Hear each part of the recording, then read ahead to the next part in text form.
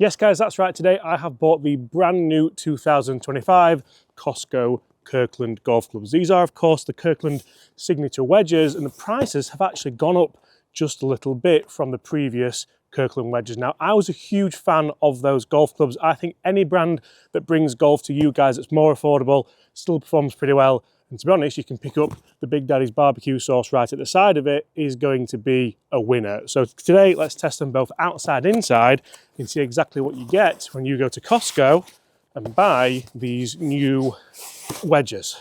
They do look good, don't they? Do you think?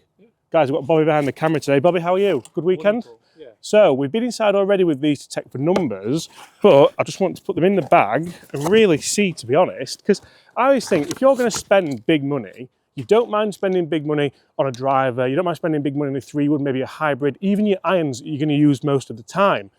When it comes to the wedges, nobody really wants to be thinking, oh, you know what, I'm going to go and spend £150 a wedge, when really I could get all three of those for around that price. So we'll put them in the bag, we'll take them out on the golf course, we'll put them in some kind of real world environments, and we'll see potentially just if these Costco Kirkland wedges are worth the money and a fantastic value, or if they're just cheap. Let's go, Bobby. And you see, when it comes to these wedges, obviously £155 I still think is exceptionally reasonable for 3 wedges, especially when we look at the technology involved in them. So we all know about that progressive CG throughout the 56, the 52 and of course the 60, but they also feature a milled grooving and milled micro grooves.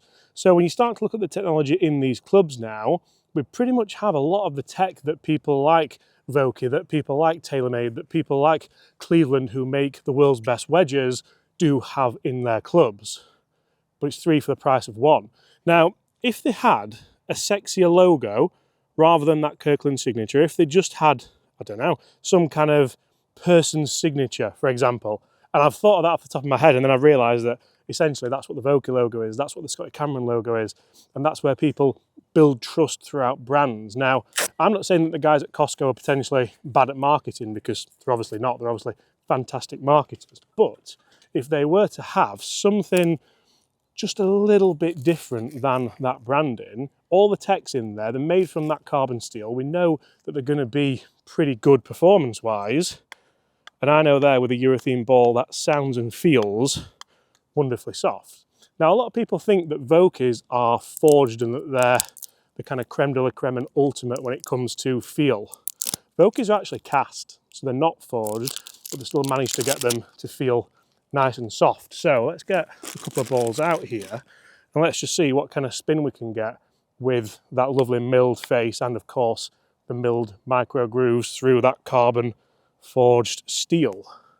So what we're hoping for here, because it's quite damp and moisture reduces spin, but I still think with a brand new wedge and a new ball, we'd be hoping just to get a little bit of check. That's released out fairly nicely. It was a nice strike, it was well played. Probably a little bit more spin than what you maybe anticipate. I'll be able to launch that one a little bit higher. That one stopped nicely again. With moisture, it's very difficult to get a ball to stop exactly where you do want it. And the shape of these is so different to the previous model. It's a gorgeous looking shaped wedge. And I think whoever's designing these for the guys at Costco are really putting in the work, really putting in the hard yards. So we've played a high one, we've played a low one. Let's try just a nice mid-flighted one here and just see what kind of shot we can get. I've actually struck that out the toe and you could see that bounce up and down and get quite a lot of spin. So I must admit, looking at these from the kind of an objective point of view, from a point of view where potentially you're looking at saving money as well as playing your best golf, I'm really impressed by that. Let's jump in the bunker, let's see just how good this milled face technology is out of the stand. Let's see if they do mark up fairly easily as well, because that's something which annoys golfers around the world. But potentially, I think one of the areas that we're lacking, I'm going to dive into it in just a few moments' time. So one of the areas I think we could maybe improve on these wedges is just let us know what bounce we have on there. There's obviously quite a lot of bounce on that sole, not as much as on the previous models, because I thought that they were, to be honest, a fantastic forgiving option for new golfers, because the bounce would just kind of help glide through the sand or through the rough or through anything. But this does give you the option to open the face up a little bit more and maybe play shots a little bit more like that one. I would anticipate more spin on that, would you? Did you expect that to razz back? No, I thought it might, but let's clean the face because we want to make sure we have nice optimal clean grooves. And again, I think they look so much better. Like if we have the old ones on screen now, yes, the sunlight's making them look absolutely delightful and delectable and devastating. Devastating can be good though, can't it? Devastatingly positive. I'm just thinking of the alliteration because I'm dyslexic at school, so whenever I can get this in, so my English teacher, I go, nah. But, right. Can we play that again? Same shot. Yeah. And I think these are designed for probably that same market of the initial clubs were designed for somebody who wants more forgiveness, maybe was brand new to the game and maybe they're thinking, oh, I need some wedges because I'm going to start playing golf. I'll have them and I'll pick up the daddy's sauce and I'll pick up the hot tub and I'll pick up the barbecue. I got a barbecue from Costco and it was amazing. Now, I think they're looking at that same audience of people, that same demographic who bought those first wedges and they go, you know what, I'm a little bit better. I don't need that massive sole. Oh, Kirkland have released some new wedges at Costco. You know what, mine are a little bit battered. They're 2 or 3 years old.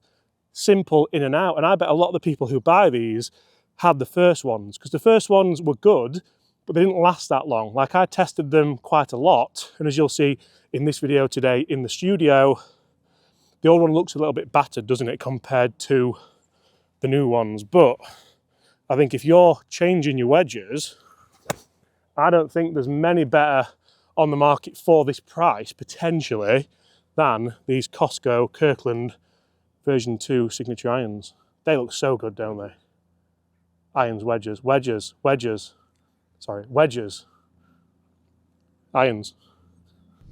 Okay, so what really excites me about these wedges isn't just the price, isn't just that I could pick them up next to the jacuzzi, the hot sauce, and of course the toilet roll, but it's the technology in these wedges. So we're going to kick things off with the gap wedge, and Costco claim, or Kirkland claim, should I say, that these wedges do feature progressive CG throughout these head designs. So that means obviously it's going to be easier to launch this gap wedge a little bit lower if you want to, and also easier to get that lob wedge up in the air and vice versa, so you can manipulate the clubs a little bit more. We also have a precision milling and micro milling for the grooves, so potentially that allows us to get, that's not come off really well, has it, at all?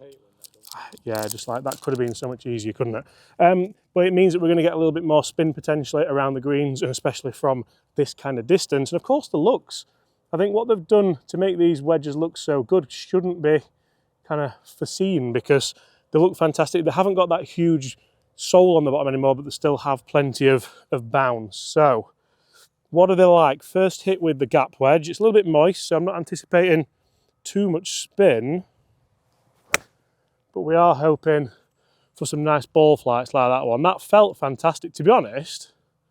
Well, that's come back a bit, hasn't it? That felt like a premium wedge. That's down there at about probably 10, 15 feet away.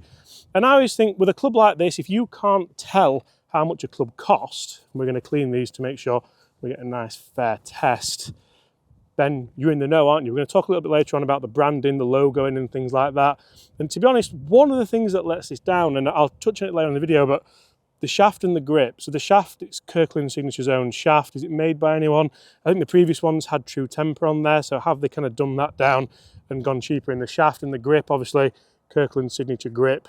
And I'm not sure that that's made by anybody in particular as well. So when we start looking at the components in these, that's where your Tacomos, your Calis, I used to say your Kirklands did this really well, where the components were just really, really good. Now, not so much. The shape of the head is gorgeous, and I feel like I could play those shots all day long. That could go in that if it spins nicely. Come on. There's plenty of spin there, isn't there? I think even for this time of year where you're not really going to generate too much spin, the greens are maybe not as short and as quick as they could be, although here at Woolly Park the guys are doing a ridiculous job of that. Can we hit 4 for 4? That's a skinny one. I'll be interested to see how that lands, because that micro milling could maybe, it's done okay, that's towards the back of the green, it's not done terrible, but this is where that kind of micro milling and of course that CG shifting can help us with these golf clubs, I think the shape's fantastic as well. Like, they've done something to the leading edge, I can't quite tell what, but they've modernised it a little bit. And I think that looks good. It looks really good. I think anyone who's in the market for budget golf clubs, certainly with the gap wedge, won't be too disappointed. Go on then. Go on then. Go on! Oh! Okay, so plenty of backspin there with these shots. You can see we've got a little bit on that one. That one stopped dead. That was the thin one, which to be honest hasn't done too badly at all. And of course the final one stopped nicely. If that would have released and been a worse wedge, we might have actually done better and hold it for a little bit of excitement to kick off 2025. I say kick off 2025, but we're nearly 10% through already. You believe that? Depressing. Roll on 2026. Okay guys, numbers wise, we're going to hit the lob wedge here. We've got a 50-yard shot, and what I'm focused on here is more the kind of spin rates that we are going to generate. So 50 yards for me, it's around a kind of left arm to the ground kind of parallel shot, and I should be able to flight this down, but also potentially generate just a nice bit of spin. That's pretty much exactly how I would want to play that shot, but that's only spun at 4,500. That's quite a low spin. With this wedge, you can see that's why it's released out there. Now, this wedge isn't brand new. It has been used for a couple of videos, but it certainly hasn't been used for a full season like a lot of people's Costco wedges would have done. So let's hit a couple more. That one was a little bit of a, wasn't the best strike. But again, distance-wise, it's doing okay. It's still pretty low spin. We will move back a little bit as well and maybe start to see how spin generates for longer shots. That one felt really nice. Again, that kind of 4,000 spin. With this kind of shot, you're never going to see the 8,000, 9,000 spin that you would see on a full shot because we don't have the club head speed to do so. That's probably the best shot I'm going to play with that. That's up at 6,000. It's gone a little bit further at 57 yards. Let's get the new Costco wedge out. And as you've seen outside, the differences here, I think, look incredible. I think they've really made this new wedge look more premium, and it's a much nicer shape on the sole as well. So let's get the shrink wrap off and see what the differences are. So realistically here, we've hit a couple at 4,500, we've hit one really good one at 6,500. Straight away there, that's that kind of low strike one, as you can see here. And that one spun a lot more. That one spun at 5,800. It's finished at 41. And that's the stuff I like to test here, because how often do you hit a pitch shot perfectly? So if you're buying Costco wedges, I don't think you're going to be that golfer that's maybe got the aspirations of playing on tour, but you want some good wedges where you're going to get spin from around the face. That first shot, and again there, 5,900 spin that time. You can see how that stopped just a little bit quicker. 48-yard carry, 54-yard total. Feel-wise, it feels exactly the same. It feels nice and soft. I thought these wedges were good when I first got them, the initial ones. And I think these do look pretty good again. And that's the kind of drop kicky one where you're never really going to get the spin, but it releases out nicely for you at 4,200. Let's go one more, then let's increase the distance. Maybe go 80 yards. I think we are getting a little bit more spin here with this new one. I think the shape helps as well. And that's the toey one at 4.8, which just discounts everything that I've just said realistically. Let's move back a little bit. Let's go back into the old wedge. And let's go 80 yards here. So this is pretty much going to be a full lob wedge.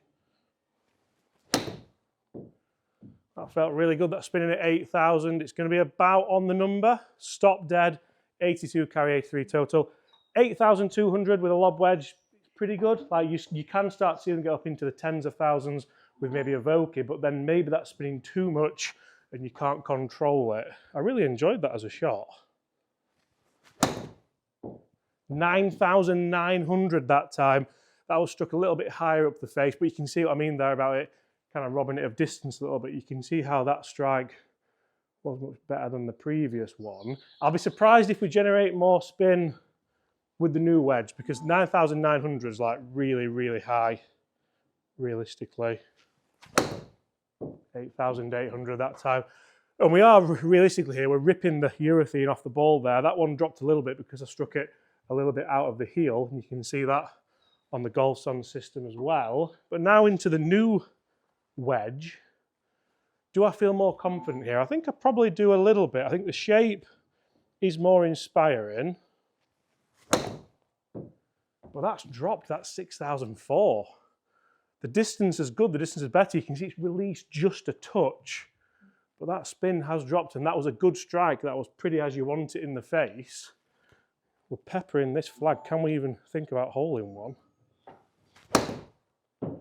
9.5, that's a good one. That's going to stop short, stop dead. Again, when we get that high spin, you almost have to, well, it's just going to go short because we have the clubhead speed to allow it to get the spin, but we need the carry distance. 6.5, so that's going to land good and then release. Just like that. Have Costco ruined these wedges? I don't think so. I think they're spinning the same depending where you strike them. If you strike them out of there, you're doing pretty well. Now, when it comes to the lob wedge in this set, the lob wedge is the club for me where really you're hoping to get good value for money, because this is the club that may potentially rescue you from positions like this. We are short-sided, we don't have a lot of green to work with, we are in the rough, and we of course have to play some pretty heroic shots. So the shape of this is lovely, the rounding of the leading edges kind of survived a little bit, and it's a little bit less. So we can just play that little shot there where that lands lovely and soft. It gets a little bit of spin, and it's always going to roll out on that area of green. But we can also play it a little bit more square-faced, still get that little bit of play, and I've duffed that one in. But that's the great thing about these wedges. So you can probably tell there that was a little bit duffy. That wasn't the exact shot that you want to play, but if you can get away with that, that's where this is potentially money well spent. It's not a tall grind. It's not a grind where that digs in and just leaves looking incredibly silly what it could have done. But you can also open the face up and play some lovely little delicate shots like that one, and that spun more than I actually anticipated it to. So with the tech that's in these clubs, with that milling, with that progressive CG, essentially, what do we think about these golf clubs? Are they fantastic value or are they cheap? I think they're great value. I think for the price of 155 quid, even if you use them for a season and shifted them on for 100 quid, where you're just going to lose 60 quid. Quid means pounds, by the way. But apart from that, guys, I hope you've enjoyed it. See you all at exactly the same time tomorrow. What do you think to the brand new Kirkland signature wedges?